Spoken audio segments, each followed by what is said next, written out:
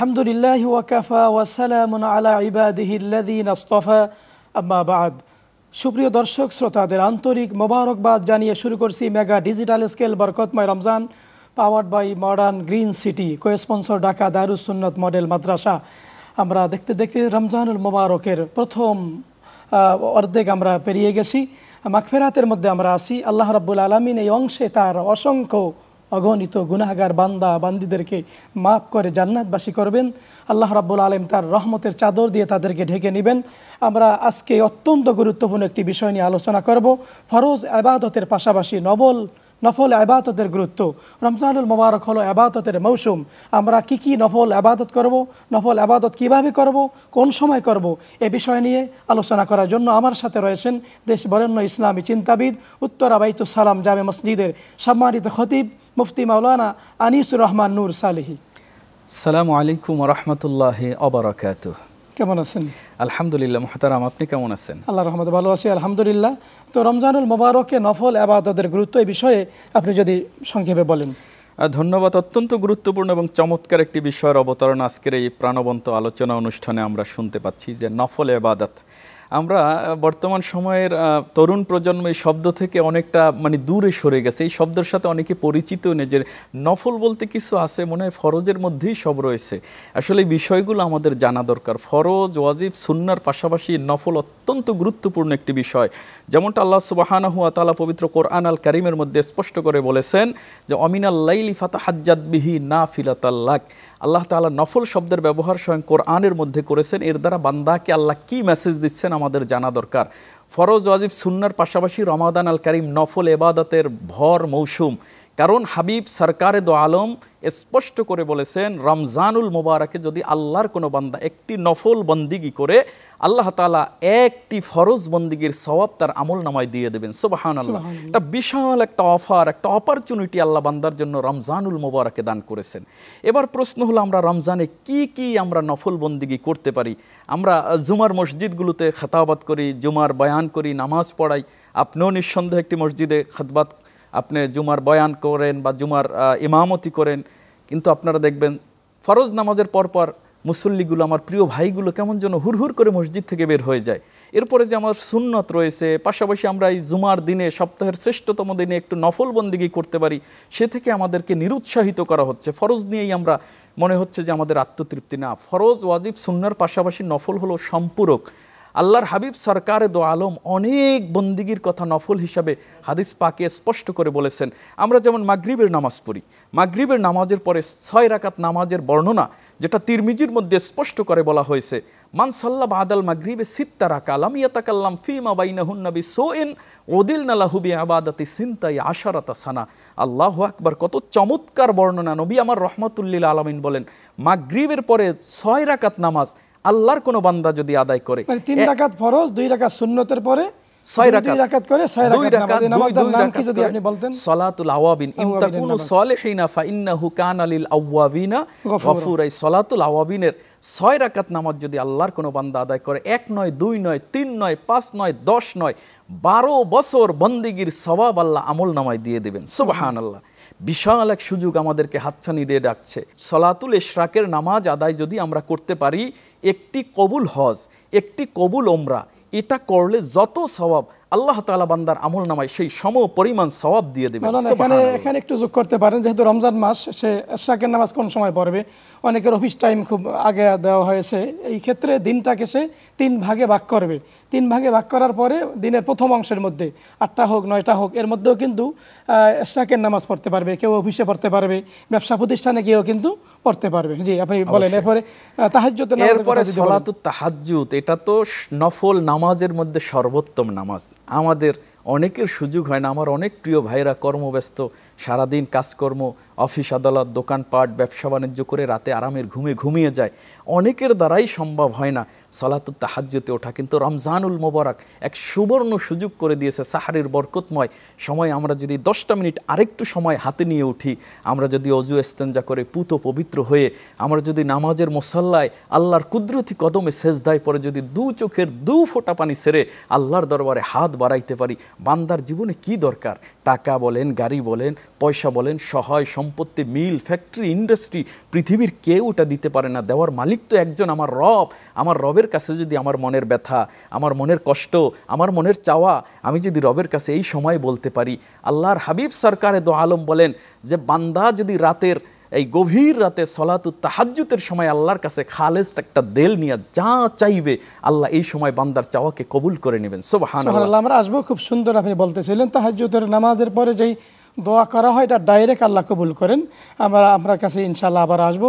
সুপ্রিয় দর্শক, আপনারা দেখছেন মেগা ডিজিটাল স্কেল বরকতময় Ramzan, powered by modern green city, cosponsor Dhaka Darus Sunnat model মাদ্রাসা।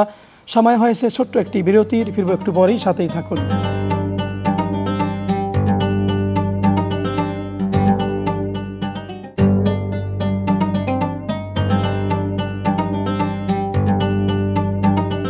সুপ্রিয় দর্শক শ্রোতা, আপনারা দেখছেন মেগা ডিজিটাল স্কেল বরকতময় Ramzan, powered by modern green city, cosponsor Dhaka Darus Sunnat model মাদ্রাসা। বিরতির পরে আমরা মূল আলোচনায় মাওলানা আনিসুর রহমান নুরী আপনি বলতেছিলেন তাহাজ্জুদের বিষয়ে। আপনার আধুনিক চিকিৎসা বিজ্ঞান গবেষণা করে বলেছে যে রাস্তার পাগলকে যদি ধরে এনে তাহাজ্জুদ নামাজে দাঁড় করিয়ে দেওয়া যায়, নিয়মিত সে পরে পাগল সুস্থ হয়ে যাবে। তো এছাড়া রমজানে আমরা আর কি কি নফল আমল করতে পারি, দান সৎকারী বিষয় আছে, আপনি যদি বলেন। যে ধারাবাহিকভাবে যদি আমরা বলি, রমজানুল মোবারকের নফল বন্দিগির মধ্যে সর্বোত্তম যে বন্দিগির কথা আমরা কোরআন সুন্নাহর মধ্যে পাই সেটি হলো কোরআন তেলাওয়াত। কোরআন তেলাওয়াত এটা শুধু আল্লাহর কিতাবটা শুধু পড়া নয়, আমরা তো স্পষ্ট আমরা দেখতে পাচ্ছি, হাদিস সাক্ষী, কোরআন যখন বান্দা তেলাওয়াত করে সে শুধু কোরআন পড়লো না, সে সরাসরি আমার রবের সাথে কথা বলতেছে। সুবহানাল্লাহ। এই সুবর্ণ সুযোগটা আমরা বছরের অন্য সময় হয়তো পড়ি না, কিন্তু কারো ঘর যেন ফাঁকা না থাকে। রমজান আমার ঘরে কোরআনের তেলাওয়াত হবে না তো আমি কিভাবে রহমত লাভ করব, আমি কিভাবে মাগফিরাত পাবো, কিভাবে আমি ক্ষমা পাবো? আল্লাহর কোরআন থেকে দূরে গেলে তো এটা পাওয়া যায় না, কোরআনের মধ্যে জীবন গড়লেই এটা পাওয়া যায়। কোরআন আমরা তেলাওয়াত এই কারণে করবো, ইদা তুলিয়াত আলাইহিম আয়াতুহু জাদাতহুম ঈমানা, ঈমানের পাওয়ার শক্তি আল্লাহ বৃদ্ধি করে দিবেন। কোরআনকে আমরা বেশি বেশি করে পড়তে পারি। অনেক আমার ভাইরা, বাবারা, বন্ধুরা, মায়েরা, বোনেরা কোরআন এখনও শিখে নাই, পড়তে পারে নাই। রমজানের এই গুরুত্বপূর্ণ সময়কে অন্য কাজ একটু কমিয়ে হলেও আমরা মসজিদের খতিব, ইমাম, মুয়াজ্জিন, হাফেজ, একজন আলেমের সোহবত লাভ করে আমরা কিন্তু কোরআন তেলাওয়াত করতে পারি। আমরা পাশাপাশি নফল দান, সাদাকা আমাদের অতীব জরুরি। আর সাদাকাতু তারুদ্দুল বালা, আমার বিপদ বলেন, মুসিবত বলেন, আপদ বলেন, রোগ শোক বেমার সব আল্লাহ দূর করবেন সাদাকার মাধ্যমে। আমরা এই সাদাকার হাত, দানের হাত আমাদের বাড়ানো দরকার। আমরা বখিল হয়ে যাচ্ছি। আমরা যদি দানকারী হই তাহলে তো আমরা আল্লাহর বন্ধু হব। আল বাখিলু আদুউল্লাহ, বখিল হলো আল্লাহর দুশ্মন। আমরা কিন্তু এখন বখিল হয়ে যাচ্ছি। আমরা কেউ চাইলেই আমরা দিতে চাই না, কেমন যেন আমাদের অন্তরটা মরে যাচ্ছে, দিলে কমে যাবে। আসলে খুব সুন্দর। আমরা অনেকে মনে করি, দেখতে পাচ্ছি যে আমার 10 টাকা থেকে আমি 5 টাকা দিলাম, আমার 5 টাকা কমে যাচ্ছে, কিন্তু তা না। দেওয়ার মালিক তো একজন। তিনি যখন অফুরন্তভাবে রহমতের সব দরিয়াগুলো ওপেন করে দেওয়া শুরু করবেন, কোন জায়গা থেকে যে কি পরিমাণ আসবে সেটা কল্পনাও আমরা করতে পারি না।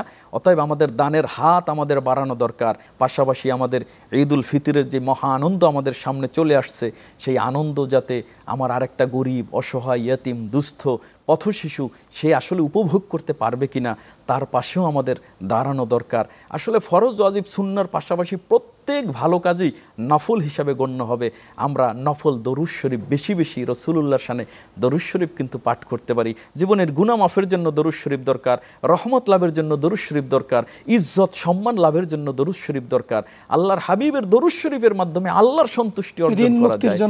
ঋণ মুক্তির জন্য আমাদের দরুদ দরকার, দোয়া দরকার, চোখের পানি দরকার। আমার মনের ইচ্ছা, মনের চাওয়া পূরণ হচ্ছে না, এই জন্য কিন্তু আমি সলাতুল হাজত নামাজ আদায় করতে পারি। আমি একটা ভালো কাজে আমি সফলতা লাভ করেছি, শুকরিয়া আদায় করে আমি 2 রাকাত নামাজ আদায় করতে পারি। আমি মুসিবতের মধ্যে পড়ে আছি, আমি চরম অসুস্থ হয়ে আমি ভুগতেছি, আমি আল্লাহর কাছে নিয়ত করতে পারি যে আল্লাহ তুমি যদি আমাকে সুস্থ করে দাও, আমি 10 রাকাত নামাজ আদায় করব, 5টা রোজা রাখবো, এত টাকা আমি দান করব, একজন ইয়েতিমকে আমি খাবারের ব্যবস্থা করব। এই কাজগুলো আমাদের করা দরকার। আর পাশাপাশি আমার সব নফল বন্দিগি কবুল হবে যদি আমার ফরজ ওয়াজিব সুন্নতকে আমরা ঠিক রাখি, মা বাবার সন্তুষ্টি লাভের জন্য ফরজ ওয়াজিব সুন্নার পাশাপাশি মা বাবার দিকেও আমাদের নেক নজর দেওয়া দরকার। প্রসঙ্গটা যদিও প্রাসঙ্গিক নয়, কিন্তু আপনার মাধ্যমে এটা এ কারণে তুলে ধরলাম, সমাজের অবস্থা খুব বেশি যে আমরা পজিটিভ তা কিন্তু বলতে পারতেছি না। সন্তান আদরের মাকে ভুলে যায়, বাবাকে ভুলে যায়, মা বাবার খেদমত থেকে দূরে সরে যায়। মা বাবার সন্তুষ্টি আল্লাহর সন্তুষ্টি, মা বাবা যদি বেজার আল্লাহ বেজার হয়ে যাবেন।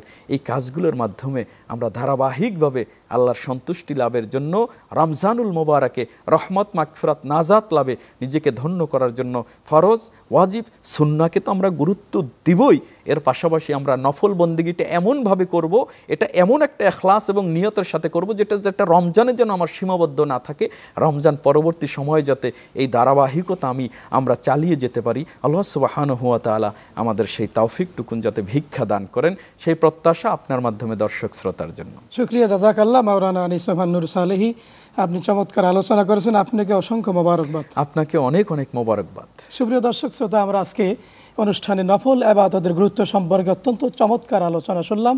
কিয়ামতের ময়দানে ফরজের কারণে হয়তো ধরা খেয়ে যাব, নফলের কারণে মুক্তি মিলবে, ডান হাতে আমলনামা পেয়ে হয়তো জান্নাতে যেতে পারবো। তাই আসুন রমজান মাস থেকে আমরা বেশি বেশি নফল ইবাদতের অভ্যাস করি, সারা বছর অভ্যাসটা আমার থাকবে, কাজে লাগবে। এজন্য আমরা নফল ইবাদতের মাধ্যমে আল্লাহর কাছে সাহায্য চাইব, রহমত মাগফিরাত নাজাত কামনা করব। আল্লাহ রাব্বুল আলামিন আমাদের সকলকে মাফ করুন, আমাদেরকে জান্নাতের মেহমান হিসাবে আল্লাহ কবুল করুন, তার অবারিত রহমত দিয়ে আমাদের জীবনকে ধন্য করুন। ইনশাআল্লাহ মেগা ডিজিটাল স্কেল বরকতময় রমজানের আগামী পর্বে নতুন কোনো বিষয়ে নতুন অতিথির সাথে আমরা আপনাদের সামনে আবার হাজির হব। আল্লাহ রাব্বুল আলামিন সকলকে সুস্থ সুন্দর ও নিরাপদে রাখুন, এই প্রত্যাশায় শেষ করছি। আল্লাহ হাফেজ।